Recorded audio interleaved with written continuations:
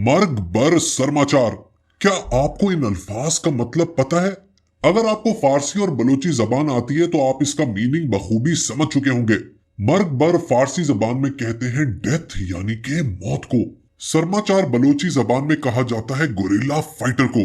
सो मर्ग बर सरमाचार का मतलब है डेथ टू फाइटर यानी के लड़ाका जंगजुओं की मौत। ये उस ऑपरेशन का नाम था जो पाकिस्तान मिलिट्री ने लॉन्च किया ईरान में। उस हमले के जवाब में जो ईरान ने 16 जनवरी को पाकिस्तान के प्रोविंस बलोचिस्तान में किया था।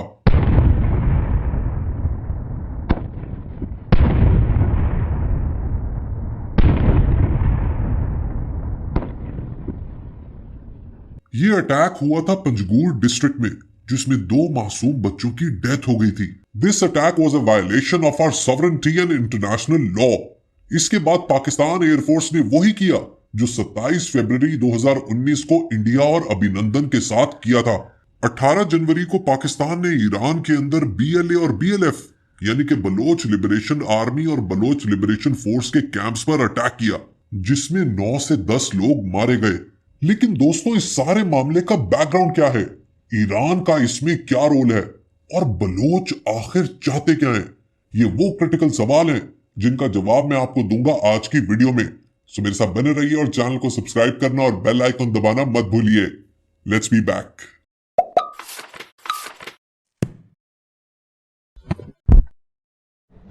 हमेशा की तरह इस तरह की वीडियोस में सबसे पहले मैं आपको मामले की ज्योग्राफी समझाता हूं। सो जनाब, ये है पाकिस्तान और ईरान। इन दोनों मुल्कों के दरमियान 900 किलोमीटर लंबा बॉर्डर है जो हमारे प्यारे बलूचिस्तान को ईरान के सिस्तान और बलूचिस्तान प्रोविंस से अलहदा करता है। जी हाँ, ईरान के पास भी बलूचिस्तान है। ईरान ने जो अटैक किया वो किया पंजगुर में, जो बॉर्डर से 80 किलोमीटर दूर है, और पाकिस्तान ने जवाबन हमला किया सरावान में, जो बॉर्डर से 100 किलोमीटर दूर है। पाकिस्तान और ईरान के लव हेट रिलेशनशिप की वजह से इस बॉर्डर के अजीबो गरीब डायनामिक्स हैं। अगर आप गवादर जाएं और मारा जाएं या क्वेटा जाएं, आपको वहां पर ईरान से स्मगल किया हुआ बेतहाशा माल मिलेगा। इसी तरह ईरानी पेट्रोल और डीजल तो बलूचिस्तान में हर जगह दस्तयाब है। दोनों मुल्कों में शदीद ट्रस्ट डेफिसिट है। यही वजह है कि border clashes happen very regularly. इस दफा ईरान ने जो अटैक किया पाकिस्तान में, इसके ताने बाने मिलते हैं 2 बॉम्बिंग से। एक तो है करमान बॉम्बिंग। ये बॉम्ब ब्लास्ट हुआ करमान, ईरान में 3 जनवरी 2024 को, जिसमें तकरीबन 94 लोगों की डेथ हुई और 284 इंजर्ड हुए। इस अटैक के पीछे ईरान ने आईसिस और इसराइल को ब्लेम तो किया, लेकिन इसके अलावा जिम्मेदारी डाली एक और सुन्नी बलोच मिलिटेंट ग्रुप जैश अल अदल पर। रिसेंटली ईरानियन बॉर्डर आउटपोस्ट पर एक और अटैक हुआ था जिसमें 11 पुलिस ऑफिसर्स मारे गए थे। इसकी रिस्पॉन्सिबिलिटी भी ईरान ने जैश अल अदल पर डाली थी।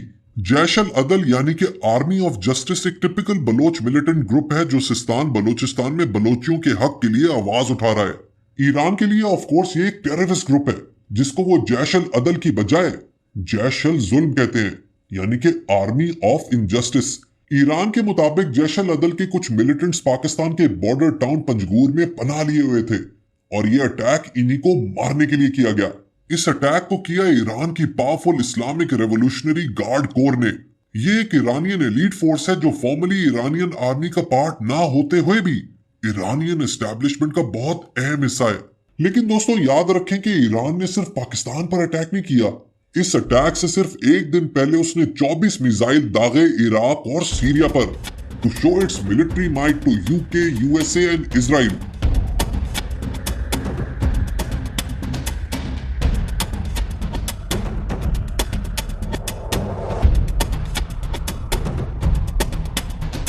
इराक और सीरिया पर इस अटैक के बुनियादी तौर पर 2 मकासद थे। एक था करमान बॉम्बिंग का रिवेंज और दूसरा था सैयद रजी मौसवी की असैसिनेशन का बदला, who was one of the top IRGC commanders in Syria. But the $1 million question is, why is Iran doing all this? इस वक्त हर जगह पर पंगा लेने का आखिर मकसद क्या है? इसके बारे में वली नसर, जो प्रोफेसर है इंटरनेशनल रिलेशंस के एट जॉन हॉपकिंस यूनिवर्सिटी, उनका कहना है कि Iran and Hezbollah do not want Israel and the US to dictate the pace of Gaza war. क्योंकि अगर गाजा वॉर इजराइल के शेड्यूल के मुताबिक चलती रही तो इसके बाद बारी आएगी होतीस की, उसके बाद हिजबुल्ला की और उसके बाद ईरान की। ईरान और Hezbollah of course do not want this. They want to be in charge of the new world order, which will arise in this region soon. इस न्यू वर्ल्ड ऑर्डर का proof यह है कि 100 दिन से भी ज्यादा हो गए हैं since Israel has launched a lethal offensive in Gaza, जिसमें 20,000 से भी ज्यादा लोगों की शहादत हो चुकी है। To make matters worse, US और यूके ने यमन में मौजूद ईरान बैक्ड होती रेबल्स को भी अटैक करना शुरू कर दिया है। इसके अलावा रेड सी, जो पूरी दुनिया के लिए एक मेजर ट्रेड रूट है, वहां पर होती रेबल्स ने बहुत सी शिप्स पर अटैक भी किया है। So the entire region has become very sensitive. That is the reason why Iran is going all out. लेकिन अभी हम अपना फोकस वापस लाते हैं ईरान और पाकिस्तान के कॉन्फ्लिक्ट पर। ईरान के हमले के जवाब में पाकिस्तान ने बीएलएफ और बीएलए के कैंप्स पर अटैक किया। लेकिन ये बीएलएफ और बीएलए क्या है? ये भी दोस्तों बलोच सेपरेटिस्ट ग्रुप्स हैं जो पाकिस्तान से आजादी चाहते हैं। लेकिन माय डियर बुक बड़ी, सबसे बड़ा सवाल ये है कि ये जो बलोच कॉन्फ्लिक्ट है ये आखिर है क्या? क्यों पाकिस्तान और ईरान दोनों तरफ बलोच सेपरेटिस्ट मूवमेंट सरगर्म है? What do they actually want? क्यों हमारा प्यारा बलोचिस्तान हमेशा एक टर्मोइल का शिकार रहा है?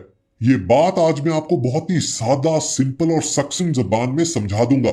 लेकिन इसको समझने के लिए आपको पहले बलोच कौम को समझना पड़ेगा। बलोच पिछले हजारों सालों से पाकिस्तान, ईरान और अफगानिस्तान के इस एरिया में मौजूद है। बलोच कौम की एक बड़ी यूनिक पहचान है, they are by nature fiercely independent. उन्हें किसी भी किस्म की फॉरेन या स्टेट एग्रेशन बिल्कुल नहीं पसंद। बलोचों का अपना एक कबीला सिस्टम है जिसको अगर आप बदलने की कोशिश करेंगे तो बलोच रिटेलिएट करेगा। दूसरी जो शायद सबसे बड़ी रीजन है ना इस कॉन्फ्लिक्ट की, वो ये कि बलोचिस्तान का जो इलाका है ईरान और पाकिस्तान में, it's super rich in mineral resources.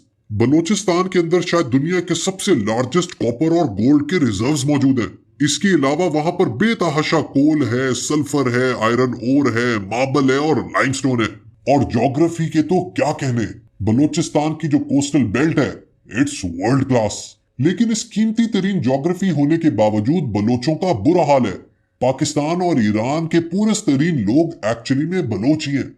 और जब वो देखते हैं कि इतने सारे मादनी वसाइल होने के बावजूद आज भी वो शदीद गुर्बत का शिकार है, तो वो स्टेट के खिलाफ आवाज उठाते हैं। और इस नॉइज का, इस डिस्टॉर्शन का, इस कॉन्फ्लिक्ट का फायदा फॉरेन पावर्स भी उठाती हैं by sponsoring these Baloch separatist movements.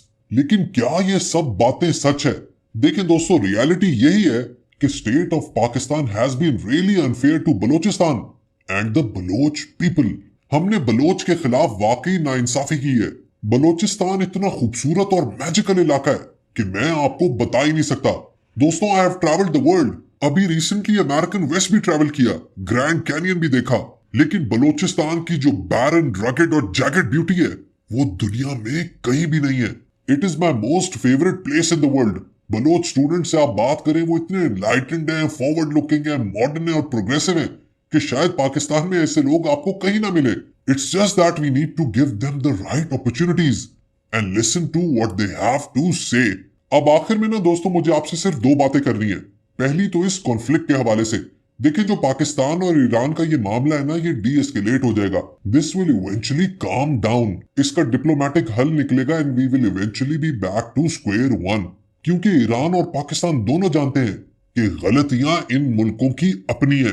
So they need to change their policies instead of attacking each other. लेकिन दूसरा जो इससे बड़ा मसला है ना, वो पाकिस्तान के हवाले से है।